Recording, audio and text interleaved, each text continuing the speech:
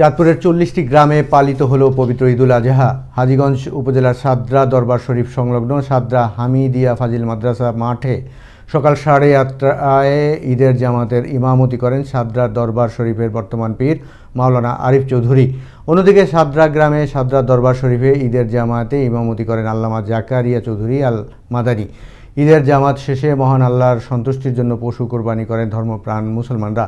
অগ্রিম ঈদ উদযাপনের বিষয়টি বৈধতা দাবি করে ব্যাখ্যা দেন সাদরা দরবার শরীফের বর্তমান পীর মাওলানা আরিফ চৌধুরী। হজের পরের দিন হাদিসে কোরআনে সব কিছুতে আছে এই হজের পরের দিন ঈদ, সেই হিসাবে আমরা ঈদ পালন করছি। আমরা সঠিক দিন যেদিন ঈদ সেদিন করি।